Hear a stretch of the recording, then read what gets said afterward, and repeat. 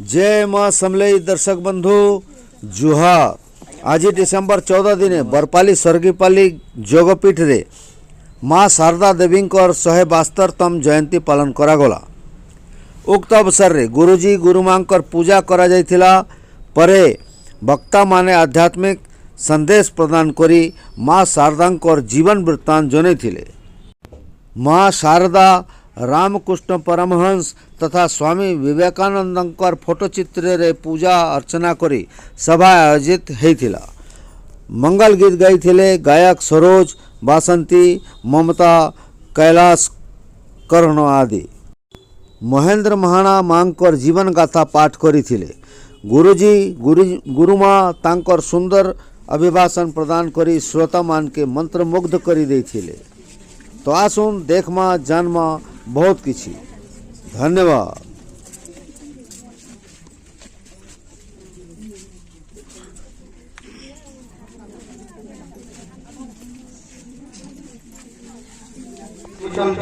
आद्याशक्ति करुणामयी प्रेममयी श्रद्धामयी माँ तांको कृपा हेले मनीष मोक्ष लाभ करे। प्रभु रामकृष्ण परमहंस कहते से शारदा सरस्वती ज्ञानदेव को आसी से ज्ञानदायिनी महाबुद्धिमती से कौन जीए से मोर शक्ति से आद्याशक्ति माँ शारदा पुण्य जयंती पालन कर परम सौभाग्य लाभ करी आमे अत्यंत आनंदित। परम पूज्य गुरुदेव परम पूजनीय पुष्पमाल्य अर्पण कर पवित्र जयंतीर शुभारंभ करेंगे। पूज्य गुरुजी वर्तमान प्रारंभिक संगीत गान करने आमे साधिका बासंती भौणी और अन्य साथी मान अनुरोध करुचु से मांगलिक संगीत गान करेंगे।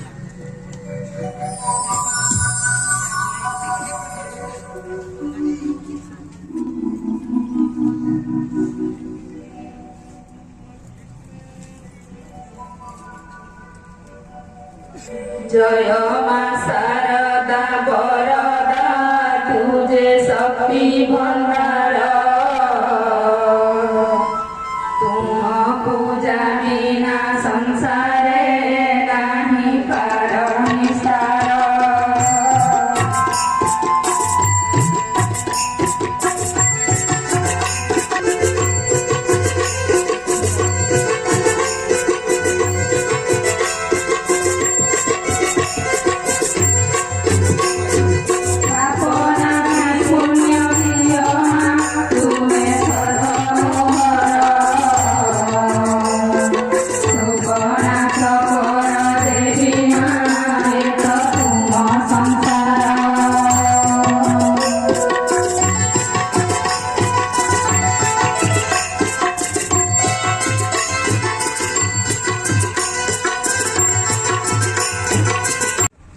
भगवान जेते बेले नर रूप अवतीर्ण होती सेते बेले महामाया मध्य नारी रूप धरी तांकर सहगामिनी होन। श्री रामचंद्र सहित सीता देवी, श्री कृष्ण सहित श्री राधिका, बुद्धदेव सहित विष्णुप्रिया आगमन ए सत्य को प्रमाणित करते। तेणु आध्यात्मिक आधिभौतिक बा आधिदैविक शक्ति रूपे हो बा नारी रूपे हो अवतार सहित संयुक्त थाई शक्ति तांको दिव्य लीला को प्रकाशित करिबारे विशेष रूपे सहायता करथांती। ओम गुरुदेवाय नमः। जीवनर सर्वोच्च स्थिति हेउची समाधि। एई समाधि लाभ पाए ग्रहण करा कार्यक्रम मानक मध्यरु गोटे हेउची आध्यात्मिक शिक्षा और साधना एवं अन्यटी हेउची आप्त पुरुष मानक चिंतन मनन और सेमानक जीवन को अनुसरण तथा सेमानकर जयंती उत्सव पालन। गुरुजी अशेष अशेष कृपारू आमर ए प्रतिष्ठान समस्त शिष्य तांकर शिक्षा पाई निरंतर साधना करि आसुछु। हेले आज से शिक्षा और साधना को माँ शारदा जीवन उत्सव पालन माध्यम आहरी बलवत्तर करने आमे समस्ते एठारे उपस्थित।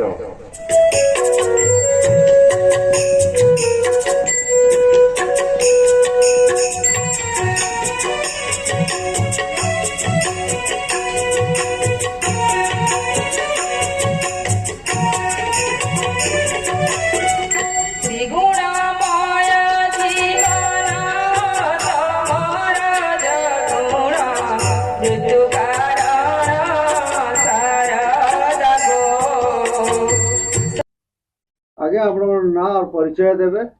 मोर ना अमृतलाल प्रधान मुई योग विज्ञान प्रयुक्ति विद्या प्रशिक्षण प्रतिष्ठान कदलीपाली जड़े सदस्य हैं।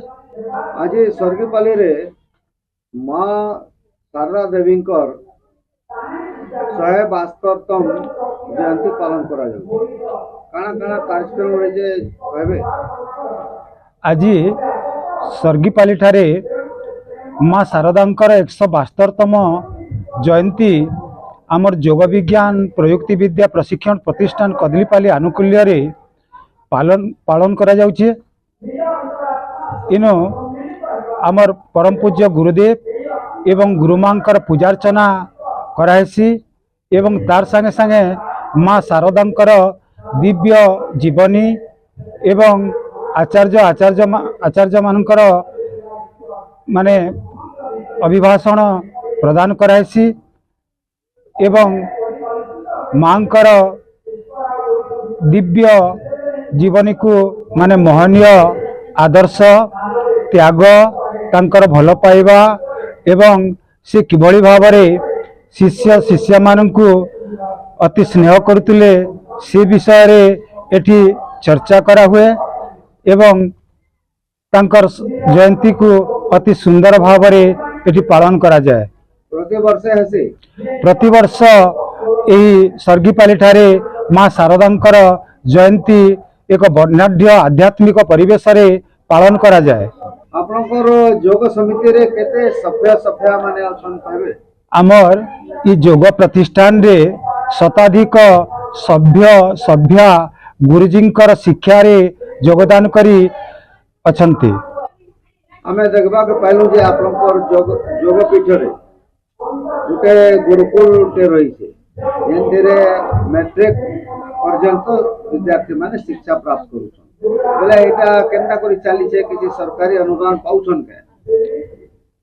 इ जेन स्वर्गीपाली ठारे आमर जेन गुरुकुल चली छे इनो विद्यार्थी मानकु माने आध्यात्मिक शिक्षा देवा संगे संगे आमर नैतिक शिक्षा मध्य प्रदान करा जाउछे एवं कौनसी प्रकार साहाय्य सहानुभूति आमे काहारी ठारो आमे पाउनाहु। बोले खर्च वहन केनता करी हेसे निजस्व पिला मानकर संगृहित अर्थरे अनुष्ठान चालुछे। आपण यहाँ कहले योग और आध्यात्मिक शिक्षा दिया होचे बेले जेनटा विभिन्न स्कूल रे पाठ पढ़ा होचे हेंता ई गुरुकुल रे पाठ पढ़ा नहीं हुए का।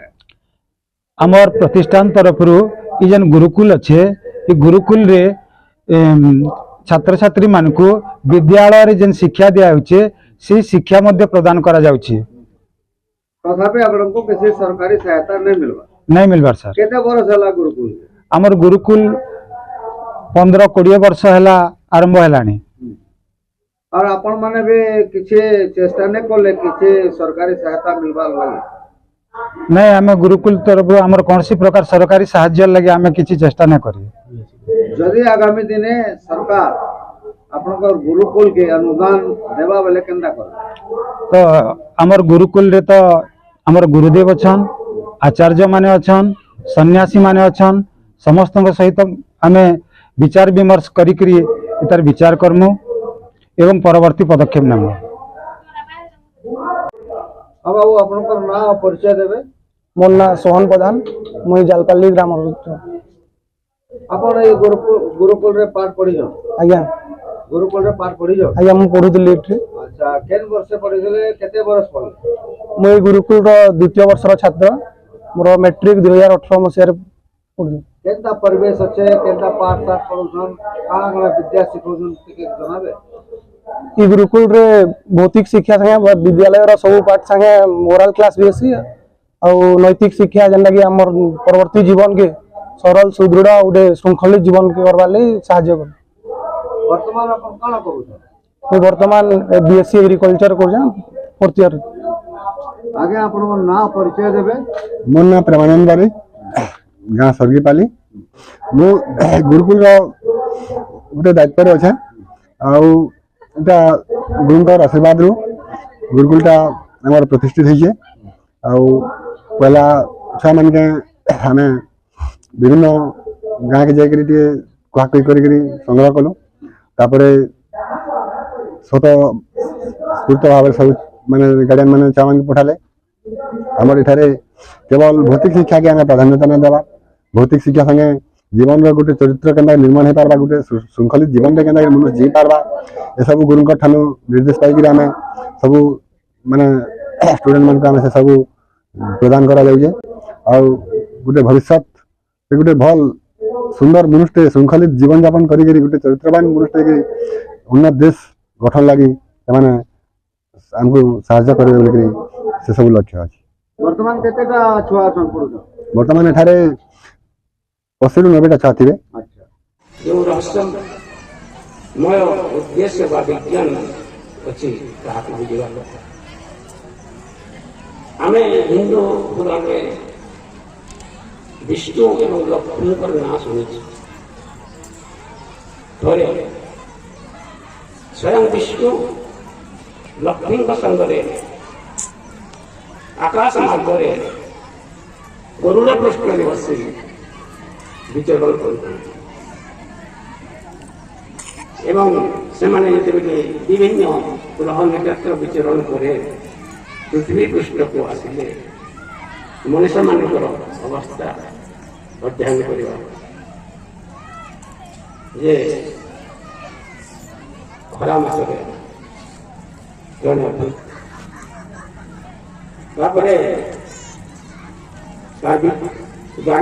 ଅତ୍ୟନ୍ତ ଦରିଦ୍ର ବ୍ୟକ୍ତି ଛିଣ୍ଡା ମଇଳା ଲୁଗା ପିନ୍ଧିଥାଏ, ତାକୁ ଲକ୍ଷ୍ମୀଙ୍କର ଦୃଷ୍ଟିଗୋଚର ହେଲା। ଏ ବିଷ୍ଣୁ ଆମେ ପୃଥିବୀ ପୃଷ୍ଠକୁ ଆସିଛୁ ଏବଂ ଏହି ଦରିଦ୍ର ଲୋକଟି ଦେଖ ଦାରିଦ୍ରତା ଭୋଗ କରୁଛି, ଘରେ ଘରେ ଭିକ୍ଷା ମାଗି ଜୀବନ ନିର୍ବାହ କରୁଛି।